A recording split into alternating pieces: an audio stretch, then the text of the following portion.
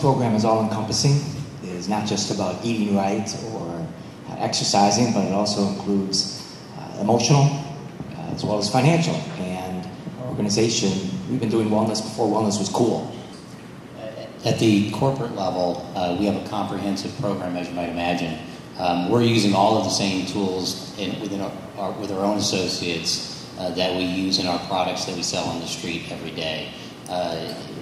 The tools are designed really to meet everyone at an appropriate level of physical activity and wellness awareness, whether you're well already and looking to stay healthy, whether you are in an acute situation and trying to get back to better health because of a surgery you might have just had, or whether you're in a chronic condition situation where you're trying to manage your chronic condition and live as good of a lifestyle as you can, as healthy a lifestyle as you can. What we found at WellPoint, though, that it's not enough about just putting the programs out there and communicating them.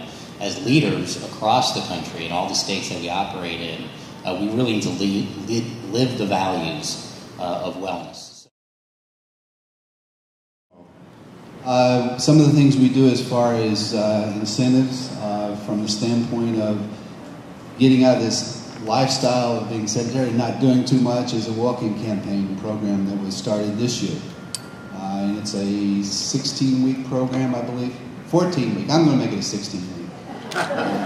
14-week program where every employee that donated a pair of used tennis shoes, which goes to the Nike reuse program, gets a free pedometer. Then there's an incentive there as they get something.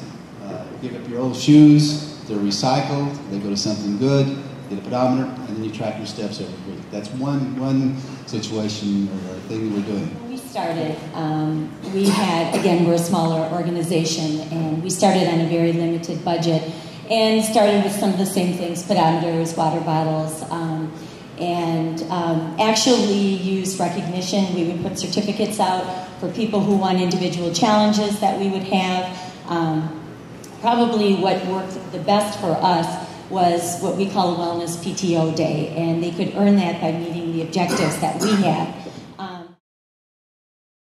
That 4 years ago to where I am today, recognizing because I travel so much, and I don't like working out in the gyms, the hotels. At that point, I just was not what I was comfortable with. Put together an in-hotel workout plan.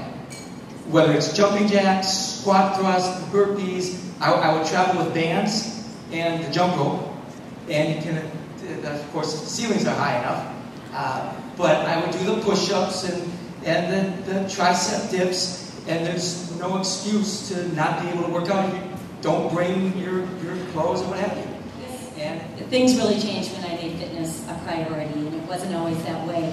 My family, my profession came first, and I would get to my workouts when I had time. And if it's not a priority, it just doesn't happen. I'm sure most people can relate to that. I started working with personal trainer Nicole Ford from the Greenfield WAC about 4 years ago, and also started doing triathlons at that time, which there's a lot of variety in that. So I swim, I bike, I run, I do weights, I work out with Nicole. I do Bikram yoga. I started that this year. Actually, Nicole got me started to help increase my flexibility, and that's probably the most challenging of all.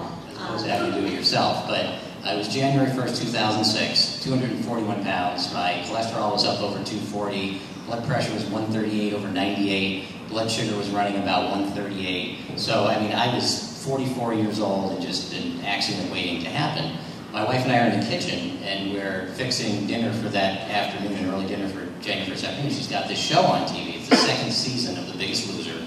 It's an all-day marathon culminating in the winter. And I'd never seen it before. I had no idea what it was. So I asked my wife, what are you watching? And I what are you watching? What's this nonsense? And she looked at me and she explained to me that it's Biggest Loser, the people compete to win $250,000, highest percent loss, that kind of thing. And I said, great. And I'm sitting there staring down a double-barrel bratwurst, getting ready to fire it down my mouth. My big belly that I worked real hard on was perfect, by the way. I still have remnants over here.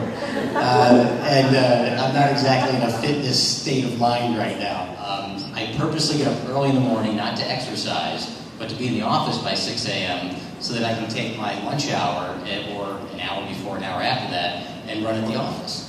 And Christy Nyper, who's here with us, she's our CFO. I'll often go up to her office dripping wet and ask her questions about how our finances are doing. And much to her chagrin, she has to wipe up the place when I leave. But I make it a very visible thing.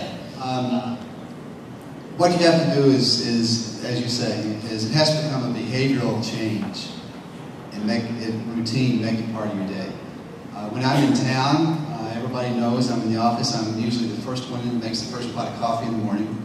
But between 4 and 4:15, you better be out of the way when I get out of my office, because I'm going straight to my car, and this is a commercial plug, straight to the WAC in West Dallas, because we're in West Dallas, and I can't go home from work unless I stop and work out.